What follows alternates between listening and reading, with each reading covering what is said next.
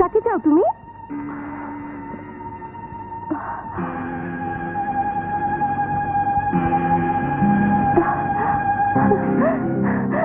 ভাইয়া, আমার ভাইয়া, ভাইয়া, আমার ভাইয়া। শিউলি, ভাইয়া, তুই তুই আমাকে চিনতে পেরেছিস? এত বছর পরেও তুই আমাকে চিনতে পেরেছিস? চিনবো না কেন ভাইয়া? আমাকে দেখে যার চোখে পানি এসে গেছে সে আমার ভাইয়া ছাড়া আর কে হতে পারে? শিউলি, মা কোথায়? এখনই আসবে, তুমি বসো, আমি তোমার জন্য চা নিয়ে আসছি।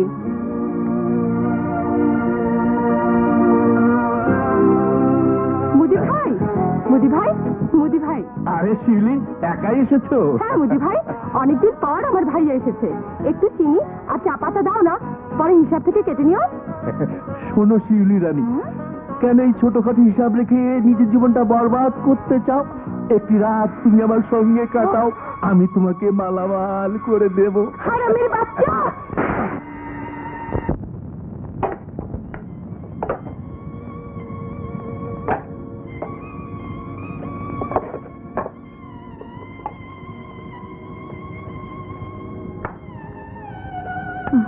বোন, বাজার থেকে এলে?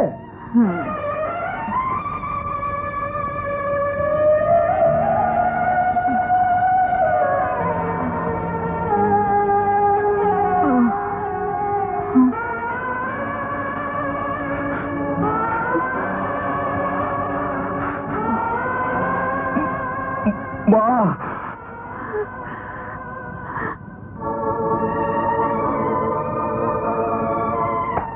মা, মা গো, মা। রাজা, রাজা, রাজা, মা, আমার রাজা, আমার রাজা। মা, কতদিন পর তোকে দেখলাম, তোর কথা সব সময় মনে পড়তো, সব সময়। তবে তবে তুই আসিস তুই কেন মা? তোকে আর শিলুকে দেখার জন্য আমি যে শুধু তাকিয়ে থাকতাম। জানি, আমি জানি, কিন্তু কি করব? একদিন শিউলিকে নিয়ে গিয়েছিলাম জেলখানায় তোকে দেখতে। জেলের পুলিশ যেভাবে শিউলিকে দেখছিল, তাতে তাতে মনে হলো ওরা এখনই আমার মেয়েকে খেয়ে ফেলবে। আমি আমি ভয়ে চলে আসি। তারপর থেকে তোর রেহাইয়ের অপেক্ষায় বুক বেঁধেছিলাম।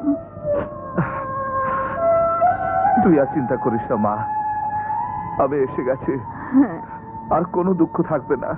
এতদিন তুই অনেক কষ্ট করেছিস, এবার পৃথিবীর সমস্ত সুখ আমি তোর পায়ের কাছে এনে ফেলবো মা।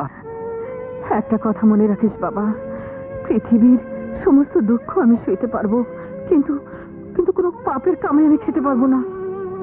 তুই তুই কেমন করে ভাবলি মা? তোর ছেলে অপরাধের জীবন যাপন করতে চায়, তোর ছেলে সারা জীবন জেলে কাটিয়েছে সত্য, কিন্তু তাই বলে সে অপরাধী নয়। তোর কসম মা, আমি আমি অপরাধী নই মা। মা, শিউলি, ভাইয়া, মা।